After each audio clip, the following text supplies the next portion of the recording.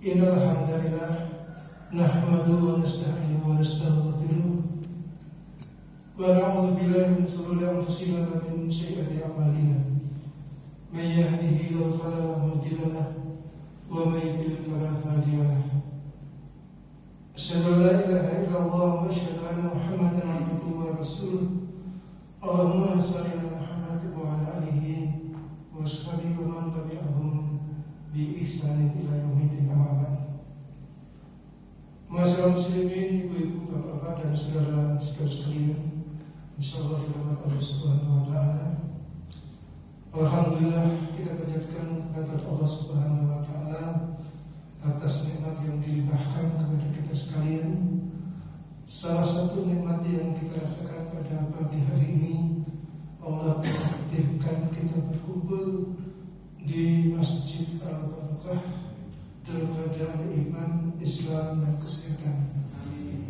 Salawat serta salam mudah-mudahan selalu terlimpah dan tercurah kepada junjungan kita Nabi Muhammad sallallahu alaihi wasallam beserta para keluarga, para sahabat dan para pengikutnya sampai nanti di yaumul qiyamah. Pada kesempatan pagi hari ini yang akan memberikan tausiah kepada jamaah sekalian adalah Ustaz Anwar Samsi. Namun sebelumnya marilah kita awali bersama dengan membaca basmalah. Waktu saya diserahkan kepada Ustaz Anwar.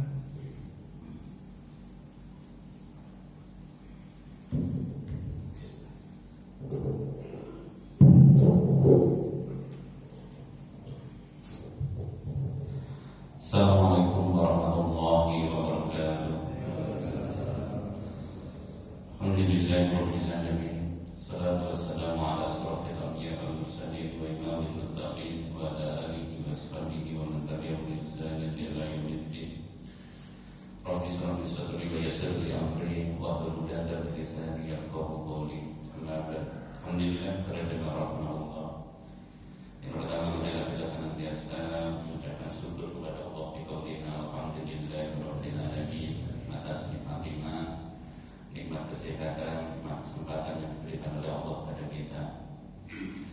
Alhamdulillah, ini adalah nikmat yang sungguh besar yang telah diberikan oleh Allah pada kita. Di saat masa pandemi semacam ini, banyak masjid yang ditutup, ya.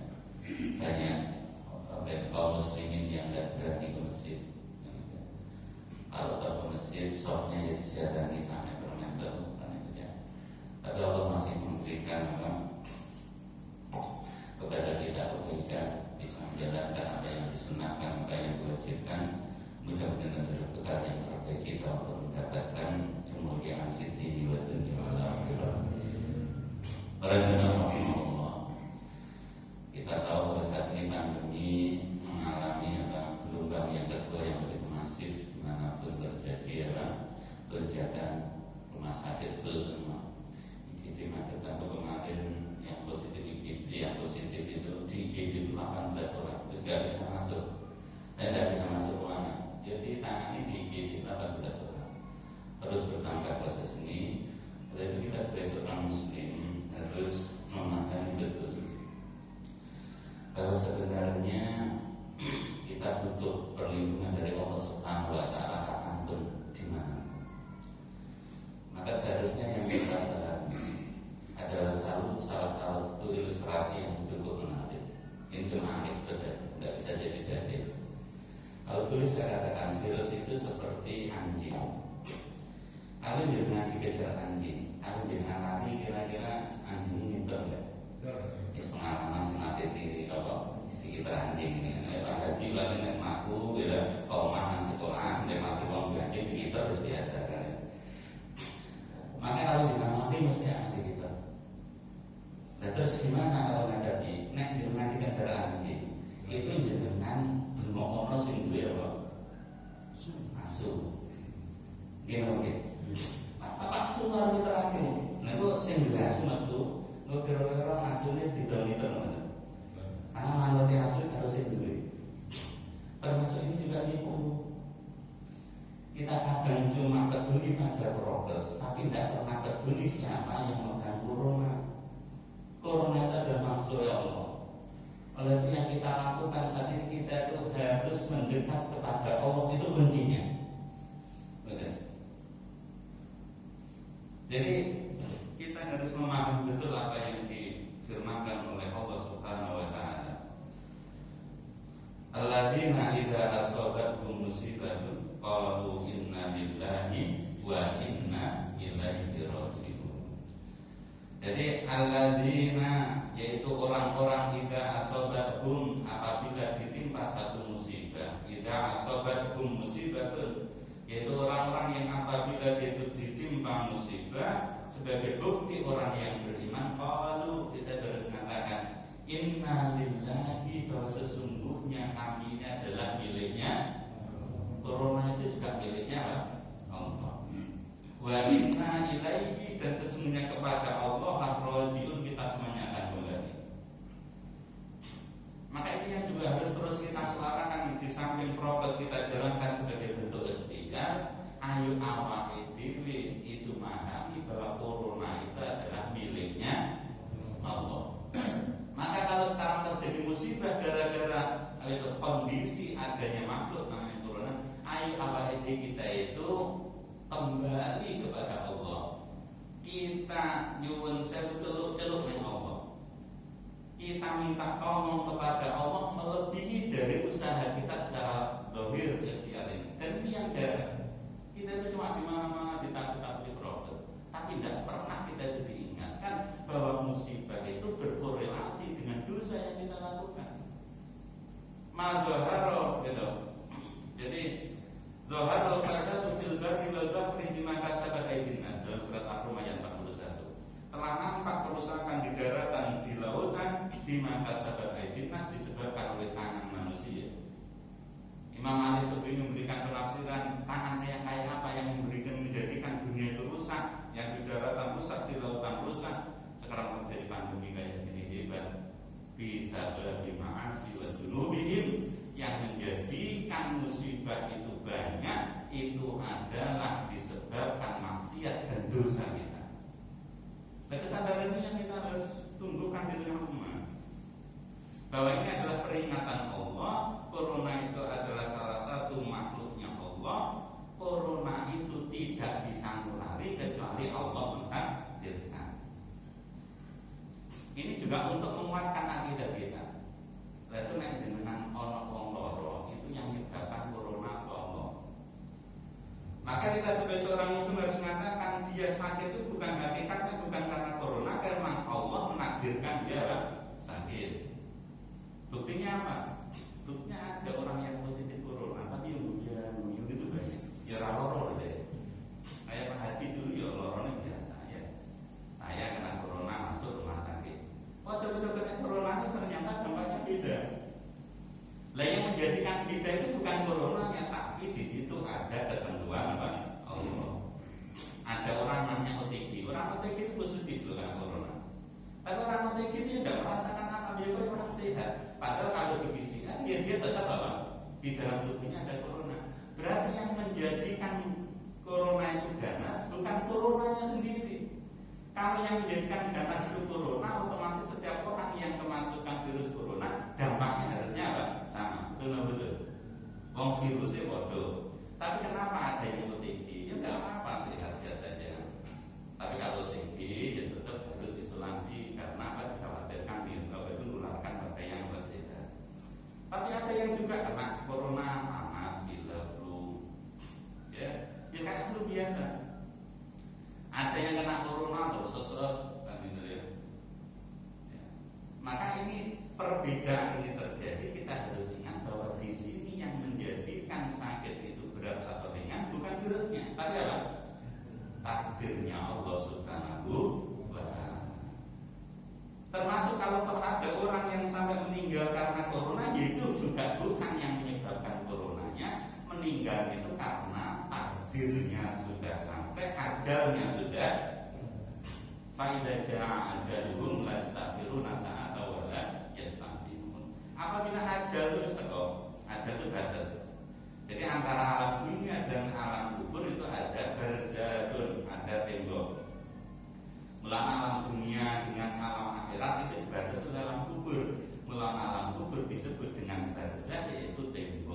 Tembok yang misalkan apa? Sing misalnya dunia nanti apa akhirat.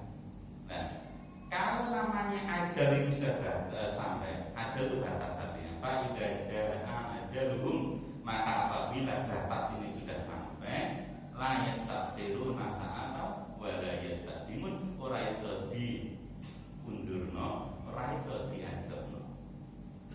Berarti jenengan jangan pernah mengatakan sebabnya dia mati karena corona. Iya. Karena buktinya ada orang yang kena corona ya tidak mati. Sebabnya ya batasnya ini ajal wis teko. Amin. Jadi nek ajal orang teko walaupun kena corona ya ora bakal mati. Jangan kena corona, kena kanker yang begitu dahsyat juga tidak akan pernah mundur. Karena ajal ini yang menjadikan sesuatu itu yang jadi mengalami kematian. Oleh itu para jemaah rahimakumullah, pada pagi hari ini saya ingin mengupas dua hadis, yang minimal tiga hadis. Yang hadis ini diriwayatkan oleh Abu Hurairah radhiyallahu anhu, diriwayatkan oleh Imam Bukhari dan Imam Muslim, hadisnya sahih. Hadis ini harus dipahami betul. Rasulullah pernah bersabda, maaf sebelumnya yang ingin saya sodorkan hadis pada Imam Muslim, hadis 2223.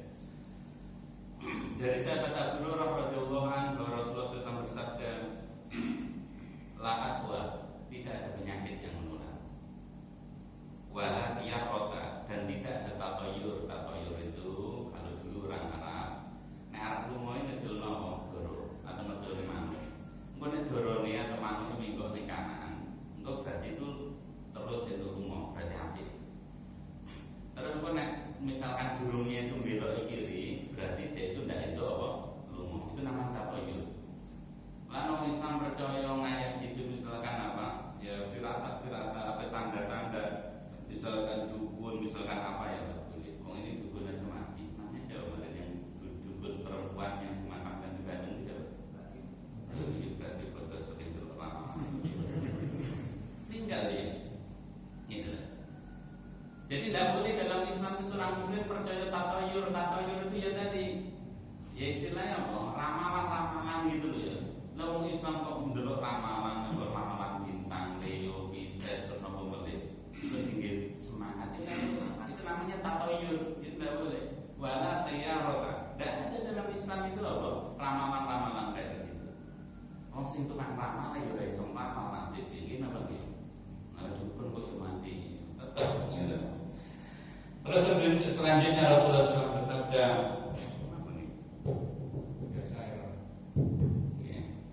baik nanti wa uhibbu fa'ila sholiha, dan Allah itu ya menyukai ucapan yang baik. Ini melaknat penting. Hadis ini ditutup dengan wa uhibbu fa'ila sholiha. Allah itu senang wong iku menungsone ucapmu sing apik. Lah ucapan yang baik itu ucapan yang didasarkan pada apa? Ilmunya Allah. Melaknat nanti wah itu corona, itu ucapannya enggak benar. Lorone itu krono takdiripun. Misalkan orang kena corona digoleki iku aku baru jero-jero sing nulari si fulan. Nah, ini juga tidak boleh. Kira-kira misalkan ya, dengan loro terus ngomong aku sing nulari si fulan. Kena krungu sing diomongno kira-kira pedono bener.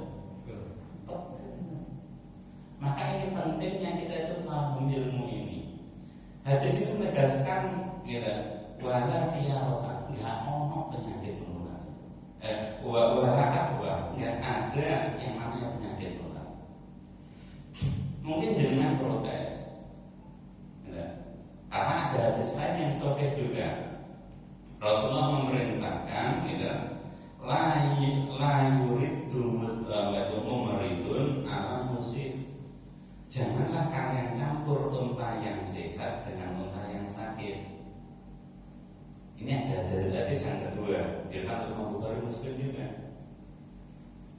Ini kalau dikontradiktifkan, dari hadis pertama kalau penyakit menular, lalu dunia ya unta loro atau unta sehat ya dicampur loh. Tapi Rasulullah mengatakan la yuriddu mumridun ala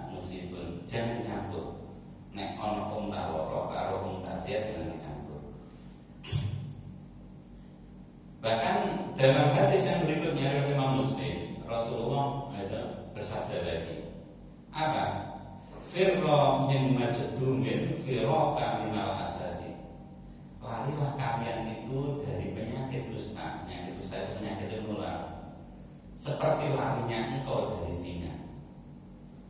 Kira-kira satu hadis yang pertama lakadwa itu kan kalau dikorelasikan dengan dua hadis berikutnya semuanya hadis nisab ya.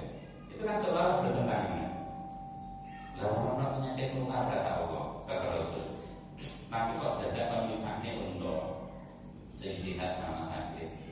Kita kalau ada penyakit menular, ada orang yang kena kusta diperintahkan untuk menjauh.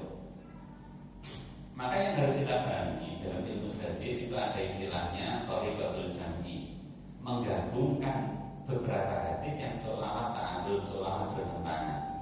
Kita tidak boleh hanya pakai hadis lakadwa, tidak ada penyakit yang menular.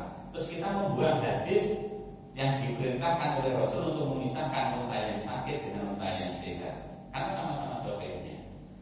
Nah, maka apa yang harusnya kita lakukan? Dua hadis yang maknanya atau beberapa hadis yang seolah bertentangan itu harus diambil satu thariqatul jam'i, metode untuk mengumpulkan. Jangan membuang hadis itu, karena orang kalau menolak hadis justru. Nah, caranya gimana? Para ulama memberikan panduan. Maksud dari hadis yang pertama, lakadwa, yang menafikan adanya penyakit menular adalah penyakit tersebut tidak akan menular dengan sendirinya oleh penyakit tersebut, tetapi menular itu karena ada takdirnya Allah. Harus gitu. Jadi sehingga menular ini bukan corona ini, tapi corona itu nulari si fulan atau si fulan itu karena memang yang gerakkan Allah. Mulane awake dhewe loro itu sing dieling bahwa di sini kita lagi entuk takdiripun Allah. Mbuh ketularan sapa lewat apa nek manye lara ya mesti lara. Ini penting. Jadi jangan pernah lupa Allah. Ya sekarang orang yang diiling ini cuma coronanya itu yang seolah itu yang menyebabkan sakit, enggak. Oh, kita itu kalau di sini, Pak. Ini sekarang kelihatannya pandemi itu. Kita sehat bisa jadi kita itu OTG, orang tanpa gejala. Nah, sebenarnya kita itu tadi mikir gak bisa sekarang itu jogo.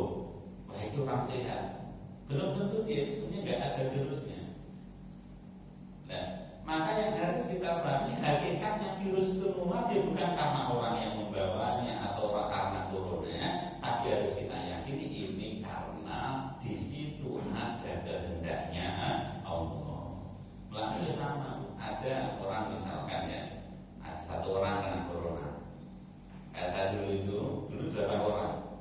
Coba mana bareng itu, yang satu kena sudah. Karena satu kena, ternyata saya dan 3 teman yang lain itu kena. Waduh mana nih? Ya kumpul dari satu itu. Nah, ternyata yang 4 Yusuf tidak dapat. Padahal yang 4 itu fisiknya adalah lebih kuat daripada saya.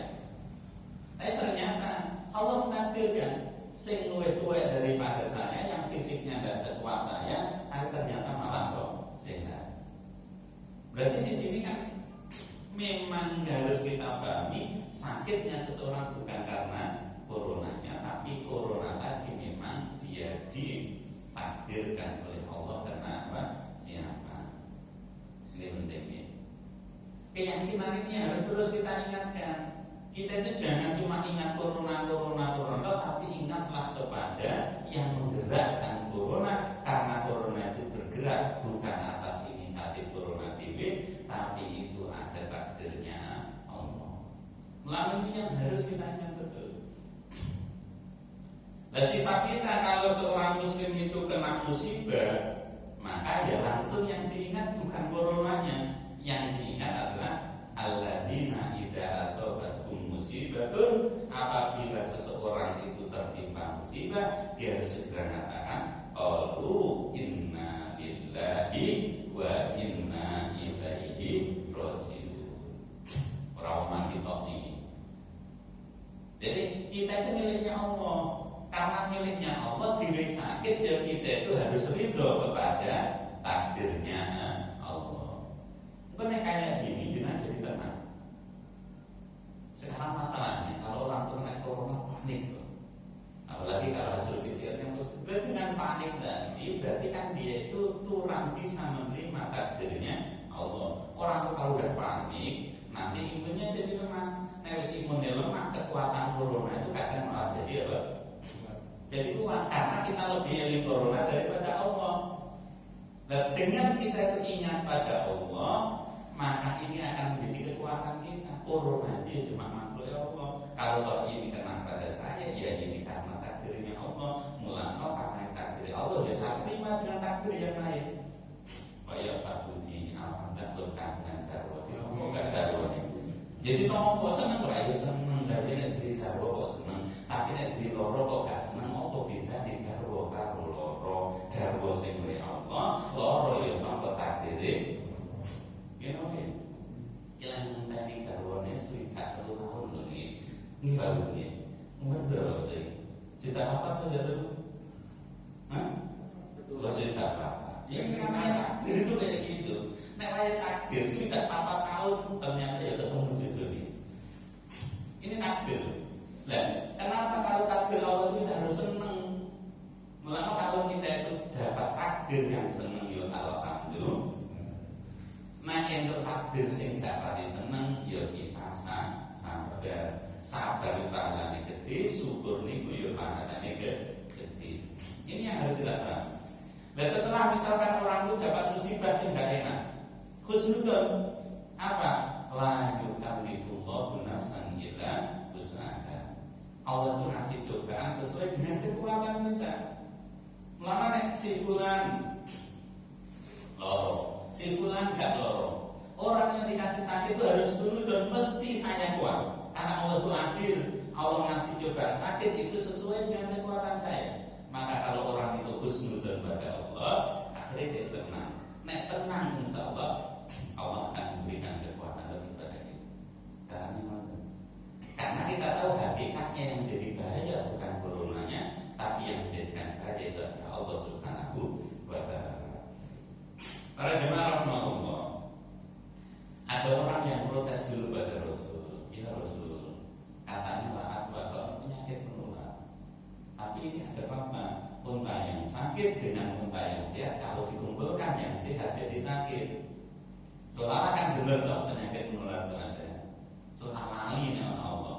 Maka Rasulullah SAW itu ditanya kayak gitu karena Rasulullah dapat wahyu dari Allah.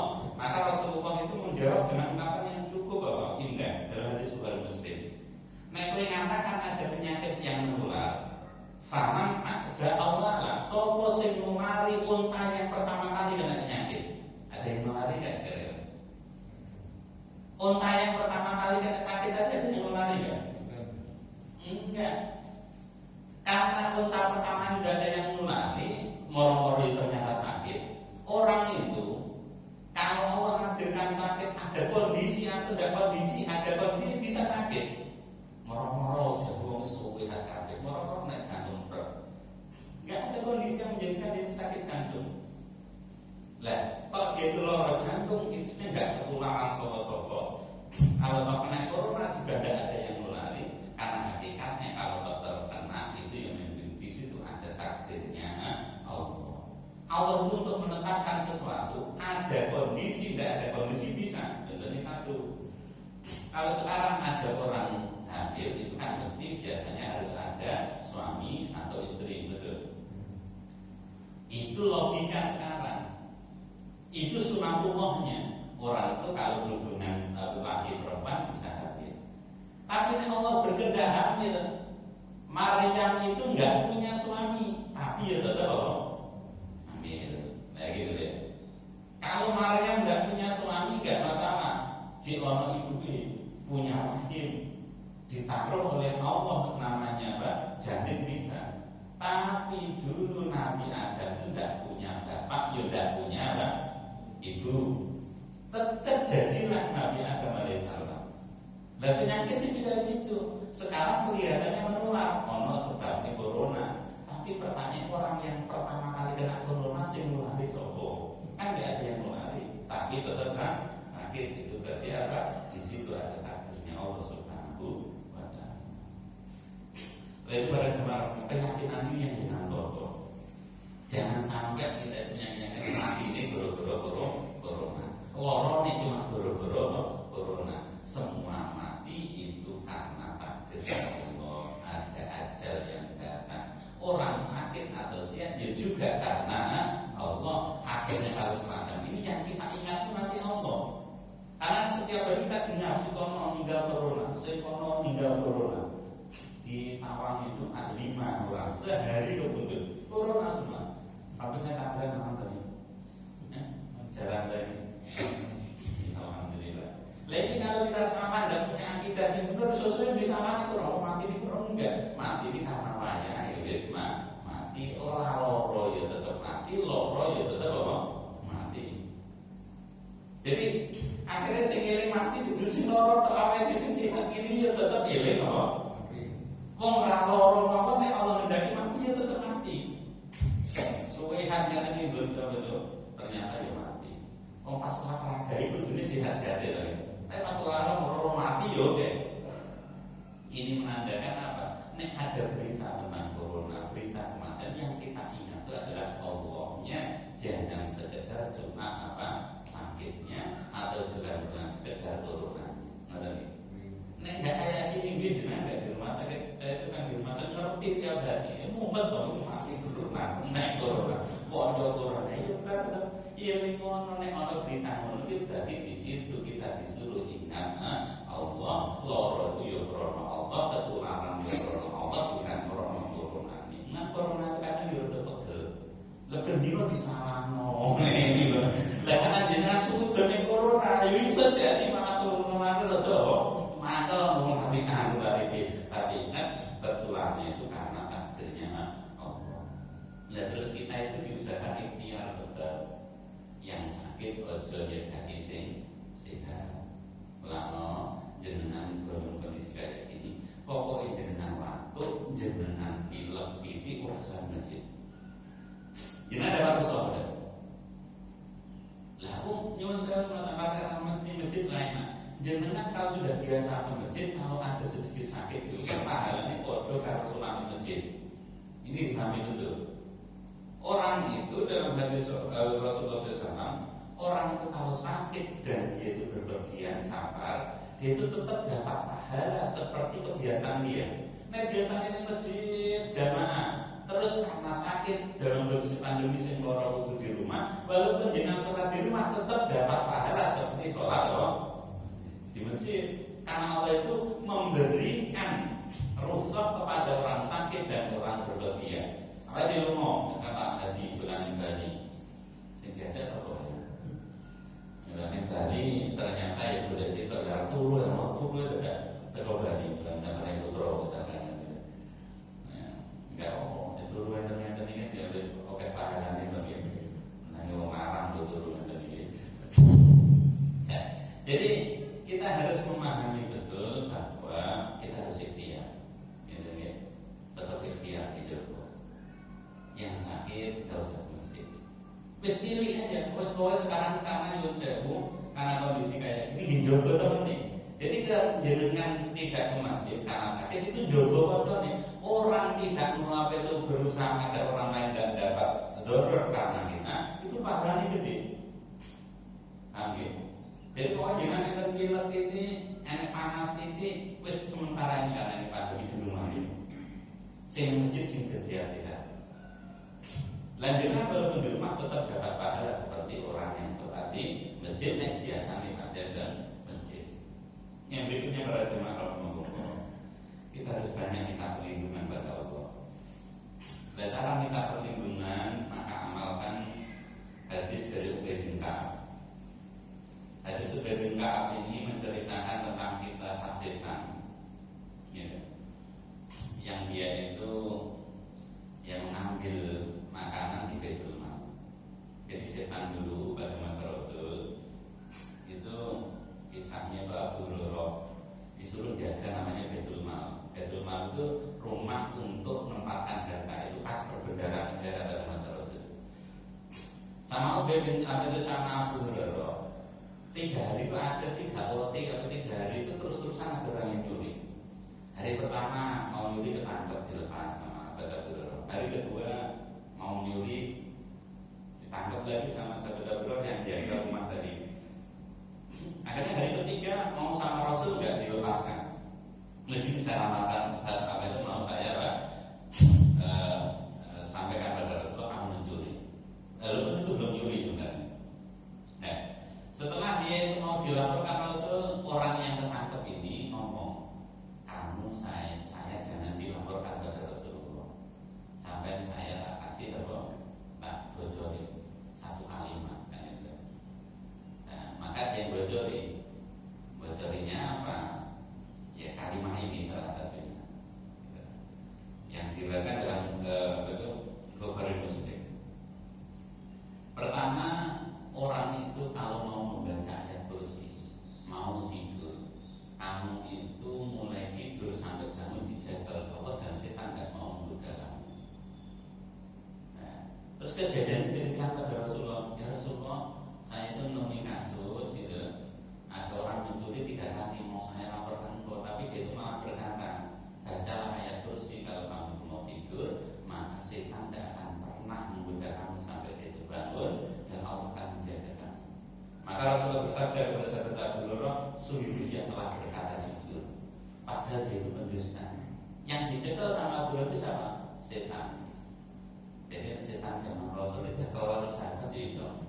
Buktinya ini, setan tadi karena 3 kali mencuri kewenangan sahabat Abu Hurairah dicekel sama Abu Hurairah, dia itu bukan rahasia. Bukan rahasianya apa? Orang itu kalau mau baca ayat kursi mau tidur, maka selama tidur dia itu tidak akan pernah digoda setan dan dijaga oleh Allah. Maka Rasul mengatakan, sungguh ia telah berkata benar, padahal dia adalah pendusta karena dia adalah setan. Hadis Bukhari, hadis 2187. Maka ini juga salah satu ikhtiar kita, perbanyak baca ayat kursi. Yang kedua, dalam kisahnya Ubay bin Ka'ab, maka pada saat itu juga setan ngasihkan bocoran juga kepada Ubay bin Ka'ab. Apa sahabat bocorannya? Man qala hafinna yumsi ajiro minna hatta yusbih. Siapa yang dia itu membaca ayat kursi pada sore hari, dia itu dijaga oleh Allah sampai dia itu subuh. Wa man qala hafinna yusbihu ajiro minna hatta yumsi. Kalau orang itu membaca ayat kursi waktu subuh, dia itu dijaga oleh Allah sampai dia itu waktu sore. Karena kita tahu dalam kondisi pandemi kayak ini, kita jaga diri kita itu sudah iso. Walaupun prokes sudah kita lakukan, teman-teman yang di kesehatan itu prokesnya hebat, tapi tembus semua. Nah ini kita itu butuh penjagaan Allah.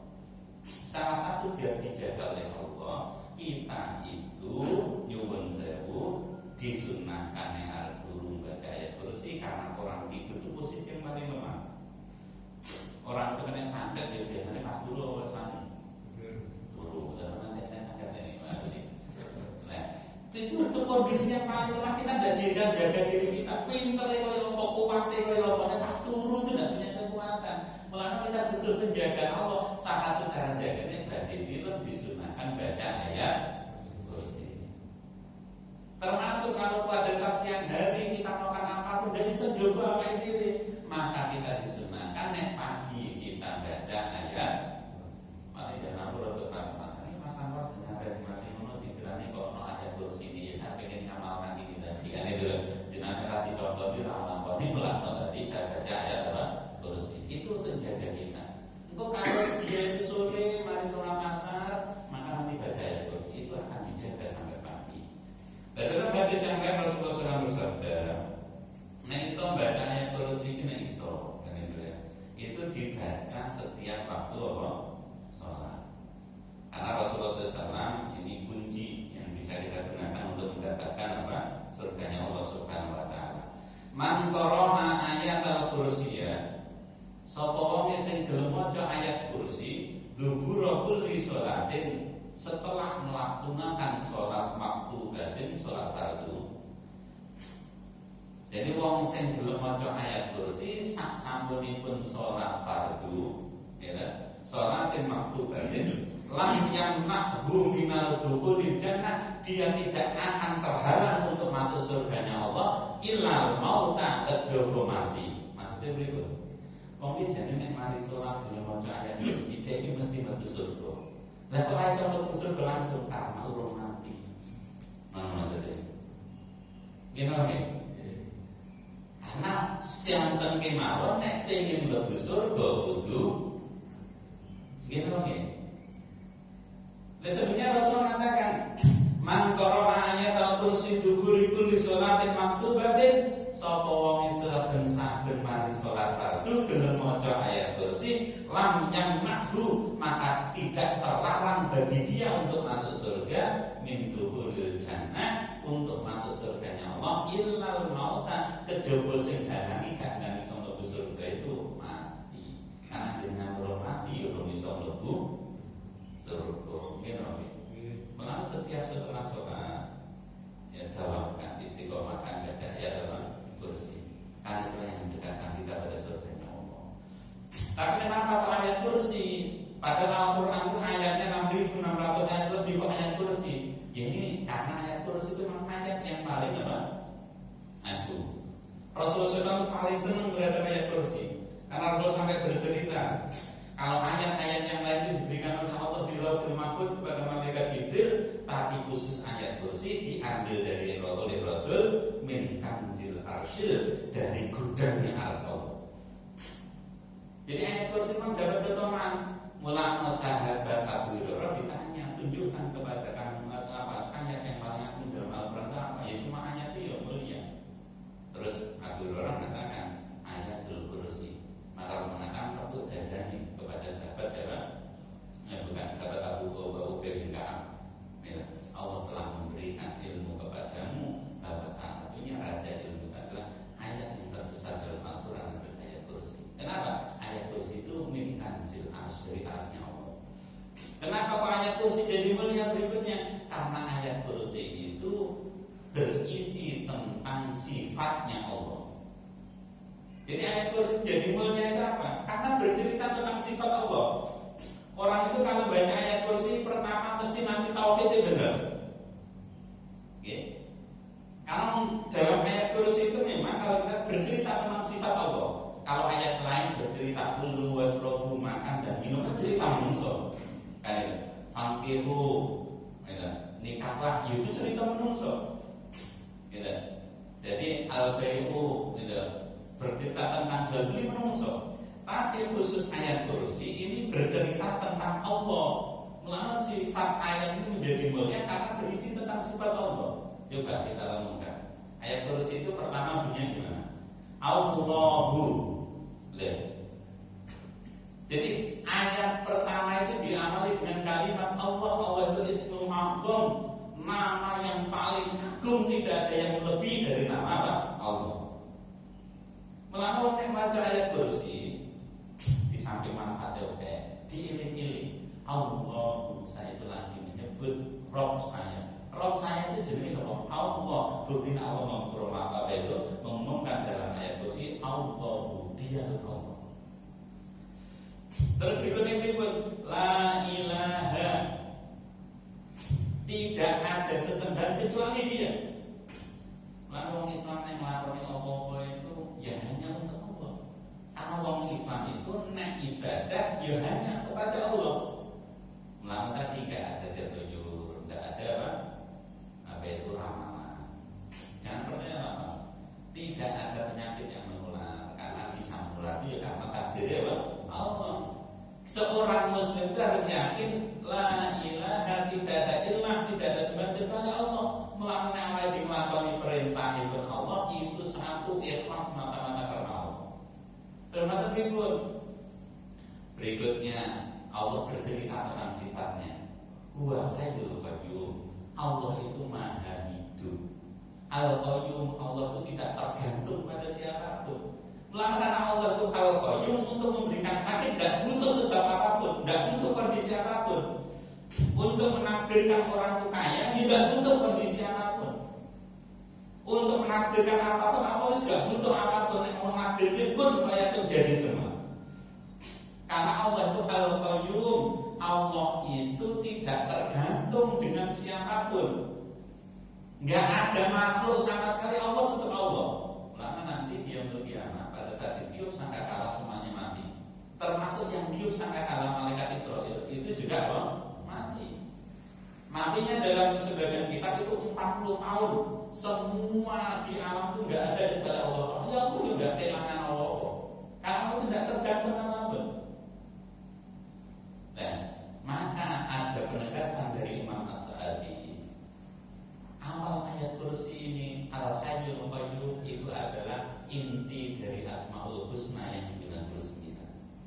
Karena seluruh sifat Allah itu tergantung kepada sifat Al-Hayyu Al-Qayyum. Allah itu maha hidup. Karena Allah itu hidup, punya sifat rahman, punya sifat rahim, punya sifat razak. Karena Allah itu Al-Qayyum untuk memberikan sifat-sifat yang lain tadi, Allah tidak butuh siapapun. Lalu Imam As-Sa'di, inti dari Asmaul Husna itu di ayat kursi ini. Apa? Huwal Hayyul Qayyum. Allah itu maha hidup dan Allah itu Al-Qayyum, tidak tergantung pada siapapun. Allah yang mengatur seluruh urusan kita. Insya Allah nanti pada pertemuan berikutnya, di samping sudah tahu fadilah ayat kursi untuk minta perlindungan kepada Allah, nanti kita harus paham isinya. Nanti kita teruskan kalau pada pertemuan berikutnya. Mudah-mudahan dengan ini biar kita jadi sempurna. Di samping kita ikhtiar dohir, jaga prokes kita dengan baik. Kita harus ingat secara akidah bahwa semuanya itu terjadi karena takdirnya Allah. Dan oleh itu kita harus mintanya kepada Allah. Salah satunya banyak zikir dengan menambahkan ayat kursi setelah waktu sholat, pada waktu pagi dan waktu sore, dan pada saat mau kita tidur. Mudah-mudahan dengan inilah Allah menjaga kita, memberikan kesehatan pada kita, memudahkan urusan kita, dan mudah-mudahan kita diselamatkan Allah di dunia. Assalamualaikum warahmatullahi wabarakatuh.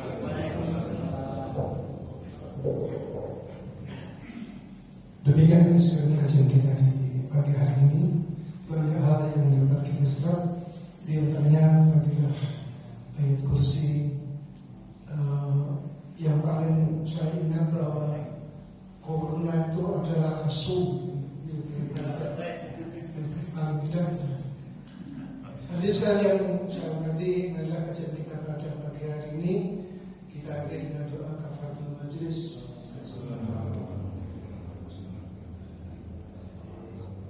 Kurang dan lebihnya saya mohon maaf. Akhir kalam wabillahi taufiq wal hidayah. Assalamualaikum